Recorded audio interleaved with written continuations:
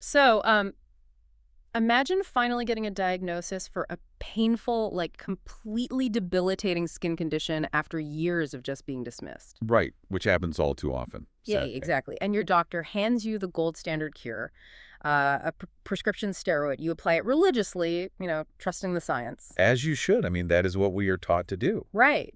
But instead of relief, the burning and itching actually intensify. The medication that is meant to heal you is, well, actively destroying your skin. It is a brutal paradox. We spend so much time searching for the right treatment that we rarely pause to consider what happens when the treatment itself becomes the trauma. Welcome to our deep dive. Today we are exploring a highly specific, deeply frustrating medical mystery where the cure is basically pouring gasoline on a hidden fire. Yeah, it is a fascinating topic. Our mission today is to answer one single critical question. Can patch testing help identify contact allergens that, exacerbate lichen sclerosus symptoms? And answering that requires completely dismantling our assumptions about treatment failure. Totally. And to do that, we are drawing from a stack of clinical heavyweights. We have guidelines from the British Association for Sexual Health and HIV, the European Academy of Dermatology and Venereology, and the British Dermatological Nursing Group. That is a lot of dense medical literature. Oh, it is. But clinical data really only tells half the story. So we are pairing those medical frameworks with the lived reality of patients, pulling heavily from the on-the-ground advocacy resources of the Lichen Sclerosis Support Network. Which is so important. The patient perspective is vital here because the delay in diagnosis for these conditions is notoriously long. Yeah, I read that. The lichen sclerosis support network highlights how the sheer embarrassment of vulvar symptoms, combined with a lack of clinical awareness, it leaves people suffering in silence for years before they even get that first prescription to. Wow, years. Yeah. So to anyone listening right now, whether you are dealing with unexplained skin flare-ups yourself or, supporting a partner through the emotional toll of a chronic diagnosis, or even if you are just fascinated by medical detective work, Which this absolutely is. yeah, this deep dive will fundamentally shift how you view the body's relationship with medicine. But before we get into the allergy side of things, we need a baseline. Right. We cannot understand the allergic complication without first understanding the primary disease. Exactly. It's like trying to figure out what is wrong with your car engine when the only symptom is it's making a weird noise. There are just so many overlapping issues. So lay the groundwork for us. What exactly is lichen sclerosus, or LS, and what are its hallmarks? Well, at its core, LS is a chronic inflammatory autoimmune skin condition. The immune system, which is obviously designed to identify foreign threats, becomes fundamentally confused. It turns on you. Exactly. It begins attacking the body's own healthy tissue. And while extragenital patches can occasionally appear on the trunk or breasts, it predominantly targets the anogenital skin, so the vulva and the perianal area. And who is the immune system usually targeting? Like, what are the demographics here? It does affect men and children too, but the numbers skew heavily toward women. The estimated lifetime incidence is actually between 1.6 to 3% in females. Wow, that is not an insignificant number. Not at all. And the fascinating part is the mechanism of the autoimmune attack itself. Clinical evidence shows that patients frequently develop autoantibodies directed against something called extracellular matrix protein 1. Wait, extracellular matrix protein 1, what does that actually do? Like, if the skin is a brick wall, is this protein the mortar holding the bricks together? That is a highly accurate way to visualize it, actually. Extracellular matrix protein 1 acts exactly like a biological mortar. It provides structural integrity to the dermis and helps regulate blood vessel formation. So the immune system produces autoantibodies that actively dissolve that mortar. The structural integrity of the skin just collapses. Yes, and that collapse triggers an intense inflammatory cascade. Uh, For the patient, this manifests as an unremitting, just debilitating itch. Sounds awful. Severe soreness. Many experience dyspareunia, which is profound pain during sexual intercourse. And because the tissue is losing its elasticity and structure, the skin becomes incredibly fragile. I saw in the clinical guidelines they mentioned something called purpura. Is that just like medical speak for bleeding under the skin? It is. The intense itching combined with that fragile skin leads to microhemorrhages or bruising. And visually, the signs are quite distinct. Doctors look for pale, atrophic areas. Like white patches, right? Yeah, often described as ivory or porcelain white patches. The skin takes on a crinkled texture, which is frequently compared in the medical literature to cigarette paper. Cigarette paper, wow. And what if someone avoids the doctor? Like, due to the stigma surrounding vulvar health, if this autoimmune attack just goes unchecked for years? The chronic inflammation results in severe architectural loss. The body's attempt to heal the constant damage leads to aggressive scarring. The tissue begins to literally fuse together. Wait, literally fuse. Yes. The labia minora can resorb, the midline can fuse, and the clitoral hood can seal completely, burying the clitoris. The physical and psychological impact of that is just staggering. Which brings us to the intervention. The heavy artillery designed to stop this process is a topical corticosteroid, right? Specifically, ultrapotent topical corticosteroids. Yeah. Clobetasol propionate is the gold standard across all the guidelines we reviewed. Applied correctly, these steroids suppress the misguided immune response. So they halt the scarring, stop the architectural loss, and relieve the itch. Exactly. When they work, they are life-changing. But this is where we hit our mystery.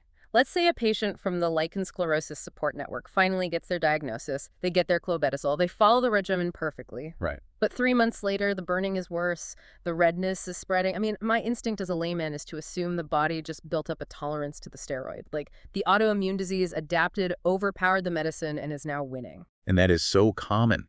Many patients and even seasoned clinicians fall into that exact cognitive trap. They assume the LS has become treatment-resistant. But it hasn't. The reality is often far more insidious. The clobetasol is likely still working perfectly to suppress the lichen sclerosus. But the patient has developed an entirely new condition on top of it. What condition? Vulvar dermatitis, specifically allergic contact dermatitis or irritant contact dermatitis. So the medicine successfully fought the primary disease but caused a secondary one. Exactly. The inflammation they're feeling isn't the autoimmune disease anymore. It is an allergic reaction to the treatment itself or to something else in their environment. It is like hiring a firefighter to put out a kitchen fire, but the firefighter's boots are covered in grease. I love that analogy. Right, like they successfully extinguish the original flames, but their very presence on the scene ignites the floorboards. A perfect illustration of the chaos occurring on the skin. And this is not a rare medical fluke either. Contact dermatitis is highly prevalent in this region. How prevalent? Data shows it presents in 20 to 30% of people visiting a vulvar clinic with complaints of burning and itch. Wait, up to 30%. Why is that specific area so uniquely vulnerable to these chemical reactions? I mean, if I put steroid cream on my arm doesn't usually break out in a secondary allergic rash. It comes down to cellular anatomy and barrier function. The skin on your arm is protected by a thick, tough outer layer of dead cells called the stratum corneum. It acts like a raincoat. Okay, raincoat. The vulvar epithelium, however, is partially mucosal. It completely lacks that thick protective layer. So instead of a raincoat, it acts like a sponge. A highly permeable sponge. Chemicals do not just sit on the surface, they absorb rapidly into the immune-rich layers below. That makes a lot of sense. Combine that permeability with constant moisture from sweat and urine, plus the physical friction of clothing, and you have an environment that is just primed for chemical penetration. So we have a permeable sponge absorbing the firefighter's grease.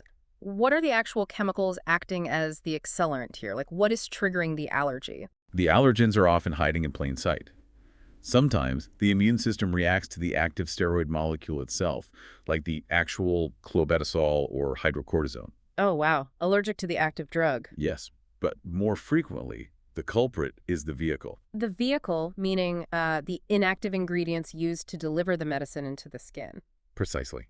A major offender is propylene glycol. Propylene glycol. Why put an allergen into a medicine for a sensitive skin condition in the first place? Well, propylene glycol is used as a penetration enhancer. Its entire job is to force the active drug deeper into the skin. But in a highly permeable area like the vulva, enhancing penetration is just too much. Exactly. It often forces the immune system into overdrive. Other common allergens include lanolin, which is derived from sheep's wool and forms the base of popular ointments like Aquaphor. Wait, really? Aquaphor is a trigger. It can be. We also see reactions to preservatives like parabens. Then you factor in the everyday items patients use to try and soothe the pain, right? Like fragrances and soaps, chemicals and baby wipes, even the dyes and toilet paper. Oh, absolutely. The resins used to manufacture menstrual pads and panty liners are massive triggers too. You can see why diagnosis becomes incredibly murky. I mean, lichen sclerosus causes severe itching, burning, and pain. Allergic contact dermatitis causes severe itching, burning, and pain. And they are occurring in the exact same anatomical location. How do you untangle that knot? Like, if a patient is flaring up, could a doctor just rub some of the steroid cream on her forearm in the clinic and wait 20 minutes to see if a rash appears? A 20-minute skin prick test works for a type I immediate hypersensitivity reaction, like a peanut allergy where a patient gets hives instantly. Right. But allergic contact dermatitis is a type 5e delayed hypersensitivity reaction, Delayed by how much? 48 to 72 hours. Wow, days later. Yeah. When the allergen penetrates the skin, specialized immune cells called Langerhans cells pick it up. They have to travel through the lymphatic system to the nearest lymph node. Okay, following you. There, they present the chemical to T cells. The T cells that recognize the allergen then clone themselves, multiply, and migrate all the way back to the skin to launch an attack. That is a massive biological mobilization. No wonder a quick in-office test is useless. The Army takes 3 days to arrive. Which is why guessing or relying on a simple process of elimination fails. If a patient applies an ointment on Monday and the allergic reaction doesn't peak until Thursday, they will never make the connection. They will blame whatever soap they used on Wednesday. Exactly. It creates a chain of false causality. To break that chain, we need the tool at the center of our deep dive: patch testing. Invented in 1895 by the German dermatologist Joseph Jadasson, actually. And patch testing remains the gold standard for identifying type 4V delayed reactions. The guidelines mention this. Yeah, according to the British Dermatological Nursing Group guidelines, it is a highly rigid, standardized process. Walk me through the actual mechanics of the test. How do they track a delayed reaction safely? The doctor places tiny, controlled amounts of suspected allergens into small chambers. They use a standard European baseline series, which covers the most common environmental triggers, plus the patient's specific medicaments. By medicaments, you mean the exact steroid creams, emollients, and wipes they use at home. Exactly. These chambers are then taped to the patient's upper back. Testing the immune response in a neutral territory far away from the active inflammation on the vulva. Right. And timing is the most critical factor here. The patches must remain taped to the back, completely dry, for exactly 48 hours. So no showering, no sweating at the gym. None. At 48 hours, the patches are removed for an initial reading. But the definitive reading, the one that really captures that delayed T-cell mobilization, happens at 96 hours, day 4. Are there allergens that take even longer? Yes, a late reading at day 7 is sometimes required. Chemicals like neomycin or nickel are notorious for evading detection until a full week later. A full week. When the doctor is evaluating the back on day 4 or day 7, what are they actually scoring? Is it a simple binary of allergic or not allergic? No, the grading system is heavily nuanced. It ranges from an IR, meaning an irritant reaction, which is perhaps just a temporary physical redness from the adhesive tape. Oh, okay, that makes sense. Then it scales up. A single plus indicates a weak pink reaction. A double plus is a strong reaction featuring blistering. And a triple plus is an extreme, severe blistering reaction that spreads beyond the chamber site. It sounds foolproof, assuming the patient follows the rules. Are there any blind spots in this methodology? False negatives are a significant clinical blind spot. If a patient is taking oral immunosuppressants, or if they recently applied a potent topical steroid to their back for a different issue, the skin's immune network in that area is chemically silenced. Oh, because the T cells cannot mount an attack. Exactly. The test will show a negative result, even if a profound allergy exists. So preparation is just as crucial as the test itself. I think this highlights why self-advocacy, like the resources championed by the Lichen Sclerosus Support Network, is just so vital. It really is. If you have a chronic issue worsening despite treatment, your doctor should not be throwing darts in the dark. There is a precise scientific mechanism to isolate the imposter disease. It moves the clinical conversation from frustration to empirical investigation. Let's follow that investigation to its actionable outcome then. The patient endures the 4 days of tape and no showers. The test comes back with a double plus reaction to their steroid cream. Okay. They still have lichen sclerosus, though. They still need medical intervention to prevent their anatomy from fusing. What is the pivot? This is where personalized medicine really alters the trajectory of a patient's life. A positive patch test allows the physician to pivot safely. How so? If the allergy is to the active steroid molecule, say clobetasol, the doctor can switch the patient to a completely different molecular class of steroid. Ah, because the T cells are trained to attack a specific molecular shape, so a different shape might slip past them entirely. Exactly, the mechanism. Alternatively, they can abandon steroids altogether and use a calcineurin inhibitor, such as tacrolimus. Calcineurin inhibitor. They are non-steroidal, topical immunomodulators.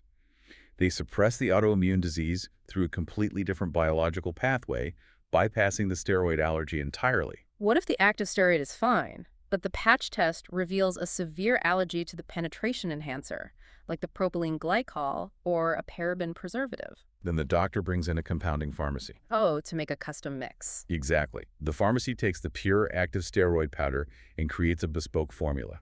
They can mix the clobetasol directly into pure white petrolatum, completely omitting the offending allergens. So the patient gets the firefighting power of the steroid without the chemical accelerant. Speaking of formulations, the clinical guidelines consistently emphasize prescribing ointments over creams for lichen sclerosus.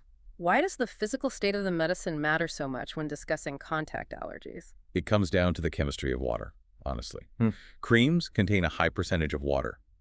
Because oil and water naturally separate, creams require chemical emulsifiers to hold them together. Okay, emulsifiers. Furthermore, water is a breeding ground for bacteria.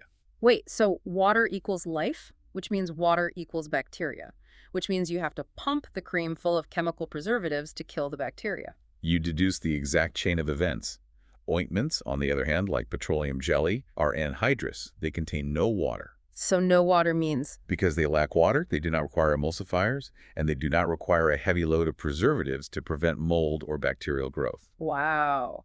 By simply choosing a waterless ointment over a cream, a doctor inherently removes dozens of potential allergens from the equation before treatment even begins. It also improves patient comfort. The water and alcohol content in creams often stings when applied to raw, inflamed mucosal tissue. That makes sense. Ointments provide a thick, soothing, protective barrier that locks in moisture without the burn. The takeaways here are incredibly empowering. Patch testing proves that treatment failure isn't always a failure of the body. No, it really isn't. When symptoms flare up, the disease might be perfectly controlled, but a hidden allergic reaction to a Trojan horse ingredient is driving the inflammation. Identifying that specific chemical allows patients to stop pouring gasoline on the fire and get back to healing. Treating the right disease at the right time with the right vehicle. Exactly. Before we close out this deep dive, there is one final, completely different puzzle buried in the clinical guidelines. We just spent all this time analyzing how chemical allergens, steroids, preservatives, penetration enhancers, exacerbate lichen sclerosus. Right. The chemical side of things. But the research mentions an anomaly called the Koebner phenomenon. Oh, yes. The Koebner phenomenon is a brilliant demonstration of how dynamic the skin's immune network truly is. The guidelines note that mechanical friction or physical damage to the skin can actually trigger or worsen lichen sclerosus patches. Yes. We aren't talking about a chemical reaction to an ointment here. We are talking about the physical trauma of wearing tight clothing, horseback riding, or even cycling. It is wild to think about. The skin interprets that repetitive physical friction as a severe structural threat. It triggers the same misguided autoimmune inflammation, drawing those autoantibodies right to the site of the friction. It leaves you with a profound realization, really. Our skin's immune system isn't just a chemical laboratory policing the invisible molecules we apply to it. No, it's so much more. It is a mechanical sensor, constantly reacting to the physical physics of how we move our bodies through the world. The boundary between us and our environment is far more active than we ever realize. It really is. Well, thank you for joining us on this deep dive. To everyone listening, keep asking those hard questions, advocate for your own health, and stay curious. Absolutely. When you step into the muddy waters of a complex diagnosis and the standard treatments seem to fail, sometimes you don't need a stronger medicine. You just need a completely different tool to find the hidden imposter. Until next time.